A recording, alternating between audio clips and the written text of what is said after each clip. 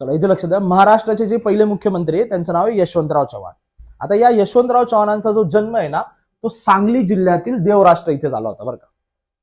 आता सांगली जिल्ह्यात देवराष्ट्रमध्ये त्यांचा जन्म झाला. आपण लक्षात ठेवायचं यशवंतराव चव्हाण देवमाणूस, देवमाणूस वरून आपल्या लक्षात राहील देवराष्ट्र, फक्त जिल्हा काय सांगली.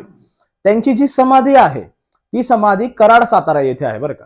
आणि आता कराडमध्ये 2 नद्यांचा संगम होतो, कृष्णा आणि कोयना, बरोबर, कृष्णा आणि कोयना. आणि हा जो संगम आहे ना या संगमाला प्रीती संगम म्हणतात. काय म्हणतात? प्रीती संगम. ठीक आहे. आता जर आपल्याला हा संगम पाठ करायचा आहे तर आपल्याला एक शॉर्टकट पाठ करावा लागेल. क चा घन, पहिला क म्हणजे कृष्णा, दुसरा क म्हणजे कोयना, तिसरा क म्हणजे कराड, बरोबर. त्यानंतर यशवंतराव चव्हाणांचं जे आत्मचरित्र आहे त्याचं नाव आहे कृष्णाकाठ. काय नाव आहे? कृष्णाकाठ, बरोबर. आणि याच यशवंतराव चव्हाणांचे जे राजकीय गुरु म्हणून ओळखले जातात त्यांचं नाव आहे क्रांतिसिंह नाना पाटील.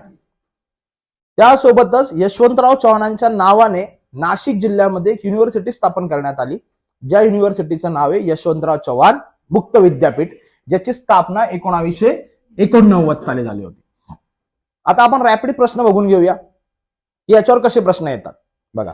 पहिला प्रश्न आहे, महाराष्ट्राचे पहिले मुख्यमंत्री यशवंतराव चव्हाण, त्यांचा जन्म कोणत्या गावात? देवराष्ट्रमध्ये. कोणत्या जिल्ह्यात? सांगलीमध्ये. समाधी कुठं? कराडमध्ये, बरोबर. समाधी कोणत्या जिल्ह्यात? साताऱ्यामध्ये. कराडमध्ये कोणत्या 2 नद्यांचा संगम? कृष्णा आणि कोयना, बरोबर. प्रीती संगम मध्ये कोणत्या 2 नद्यांचा संगम होतो? कृष्णा आणि कोयना, बरोबर. त्यांचं आत्मचरित्र कृष्णाकाठ, त्यांचे राजकीय गुरु क्रांतिसिंह नाना पाटील.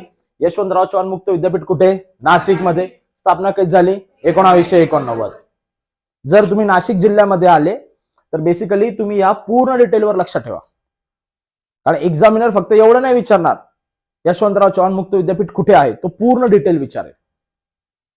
ठीक आहे, भेटूया आपण नंतर. Thank you so much.